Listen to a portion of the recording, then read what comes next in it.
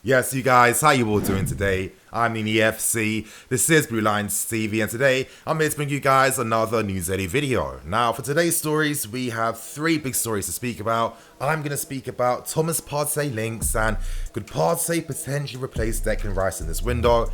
Things are looking interesting. The other two stories, we're going to speak about Antonio Rudiger and his future and Bayern Munich Hudson-Odoi updates. So there's a ton to break down, discuss and dive into. Before I get into anything though, smash that like button. I want to get over 4,000 likes for today's video. And for the second plug, if you're planning to make any purchases for any home season kits, away kits, training gear, etc, then I am your guy. In the description below, get access to my affiliate links to use my discount code NENY10 to get a further 10% off your final order. I'm here to hook you guys up. And without wasting any more time, we start with the first story today. And I want to speak about Rudiger before moving on to Partey and Hudson-Odoi. I want to start off by speaking about Hudson-Odoi. Now, more reports have come out recently from Italy, from Germany, from this country too, in regards to Bayern Munich making persistent efforts to sign Hudson-Odoi on loan for the season. Now, we've known for a few days now that Bayern Munich have been holding some extensive talks with the club to hopefully try and find an agreement to take Hudson-Odoi back to Bayern. Now, I'm going to show you guys some tweets released by Fabrizio Romano. Some of the things that he's tweeting about are things I've heard about too over the past 2 days. So, if you're worried about Callum leaving, is his Chelsea career over?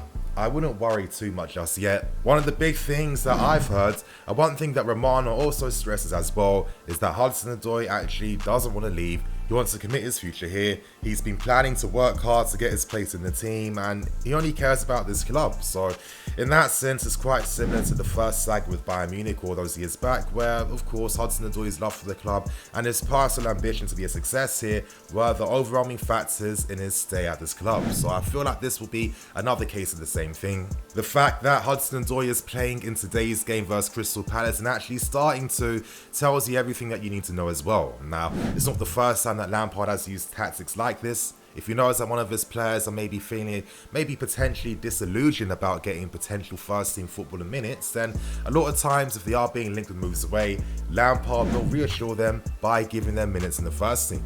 I think we saw the most notable example was actually with Andreas Christensen last season, where he wasn't really in the team as much compared to your Tomori's and your Zumas, and it felt like when he applied some pressure about really considering leaving the club, he was able to get some more opportunities back in the team. So, sometimes it needs to happen. Working alongside, some young talented defenders, it must be hard to distribute those minutes evenly.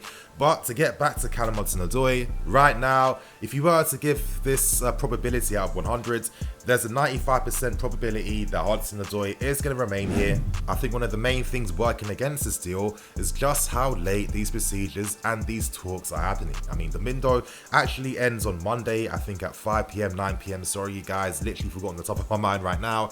So on that basis, there isn't enough time for us to find a replacement, to get someone here in case. And for a team like us that has our own personal ambitions for this season, business don't get done like that. It's not going to work like that, and unless some crazy offer from Bayern Munich comes in that is literally so groundbreaking that you have to strongly consider even letting Callum go, Callum is going to stay here, and most importantly, he wants to stay here. He wants to be a success here. So if anything, let's see what Hudson-Odoi does today. Hopefully he has a massive performance, or by the time you guys have seen this video, hopefully he has had a great performance versus Crystal Palace.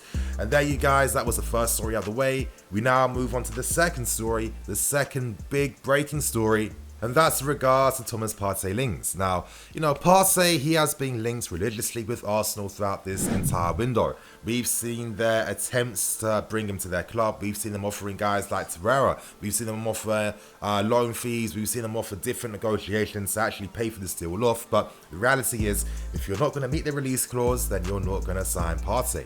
They've shouted with Guendouzi, Torreira, so many different options.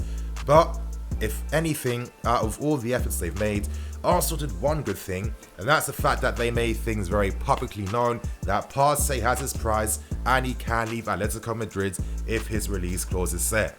In comes us, and at this point in time, it's quite obvious that we need to sign a midfield player to improve the balance of the midfield, to bring more drive, tenacity, to bring more strength, more communication, more quality. especially off the ball in the defensive phase. We need a midfield player, and right now, we are struggling to sign Declan Rice due to the unrealistic demands that West Ham are placing on the player and due to their unwilling efforts to really potentially work together to get a deal done. Now, could Partey be the option to sign over Declan Rice? That seems to be the case, and this has been reported by The Telegraph and The Guardian as well, who both confirmed the story, and that's the fact that the club have actually been monitoring and scouting Partey over the past few months. Now, this does make a ton of sense. Of course, we can't sign Declan Rice. It's not like it's going to ruin our market and ruin our ambition in this window. The reality is, and I've probably felt this for a while, it was up to Declan to start to become more public, to make it known that, okay, West Ham, I respect and appreciate my time here, but this is a massive opportunity for me to, make it at a big club, especially during a very important year where, performances matter, because this can affect your place in the national team once the Euros come. So, for me, I understand the respect and the love there, but to come to this club, sometimes you got to do the dark things that you don't want to actually do, but you're kind of forced into doing it. So I don't think that this is particularly the end of Declan Rice, but if something doesn't happen, it seems quite obvious that we are definitely going to sign a midfield player. And I guess now the question is Thomas Partey that guy? Now the funny thing is, I was asked about Thomas Partey in a live stream I did recently, and Partey has been a player that I have seen when he was actually first making his name and getting those opening minutes at Atletico Madrid. Now, during that time back then, they had Gabi, legendary, hard-working Spanish midfield player who, for me, very underrated. He was in the first team, and of course, Partey was acting as that successor. So it meant that he had to be very patient for a while. He had to wait for his opportunities to get them. Simeone gave him minutes, Partey impressed in them, and once Gabi eventually left, then Partey succeeded and took over the spot. Since then, he hasn't really looked back, and the reality is that I really want to stress, if Partey was signed, I think this clearly means that, okay, we are going to be a 4-3-3 team. And the main reason for that is that even though Partey has his positives, which I'm going to speak about, for me, the main thing that he doesn't really have is that ability to kickstart the attacks, dictate the play in a sense, to, offer something with his passes in the final third and to give us a different dimension. I have felt that recently, the main issue with our midfield, not even just how poor we are defensively off the ball at times, is the fact that there's not enough penetration with the pass, there's not enough quality forward balls, they're not finding guys between the lines quickly enough. And I do think it could be a similar case with Partey. Of course, that depends on if he's used in a pivot, which he can play in. But for me, I think if Partey was targeted, he clearly would be the DM in a 4-3-3. And if we did do that, as we've seen already from last season, you guys, then we can make up for that lack of creativity at the back due to having two midfield players in front of him. Now, if you're a Mason Mount, if you're a Kai Havertz, if you're a Ruben, Partey is the antidote. He's a guy that allows you to break forwards, get runs in behind, etc., etc., progress the ball, attack, and I think maybe that is the right profile this team actually needs. So in that sense, Partey, when you break down what makes him such a great DM, well, there's a ton of reasons. He has great tactical understanding, his ability to just cover shadows, to find the perfect positions. He's a very disciplined player too. He ain't gonna move for the sake of it. If you give him a role, if the manager says you need to do this, you need to do that, Partey does it without any complaints, and he does it to a very high level. He's someone that provides that defensive platform for a team as well. For example, like a team like us, you're pushing your fullbacks forwards. We need to have someone in the base of midfield that can cover the runs and the space left and behind our fullbacks. That's how it needs to work. That's how we see teams like Barca and Liverpool do it with their Fabinhos, Busquets, etc., etc. That is what we need in the back to really give us small numbers going forward and to make us a lot stronger against the transition. But I think the most important thing we are going to get is that defensive steal. I mean, Partey just doesn't lose the ball as much, and he wins back so many great tackles. He works hard, he's strong, and of course he has ability, of course he's good on the ball, but not in the sense where it's like it's really going to add a new dimension to our attack. It's in the sense that, okay, he's one of like the elite defensive holding midfield player, so naturally he is going to look tidy on the ball. So, you know what? Of course, I'm going to see the comparisons with him and Michael Essien. Reality is, Essien was on a different level. Essien had more to his game than Partey, but that doesn't mean that Partey is not a worthy successor.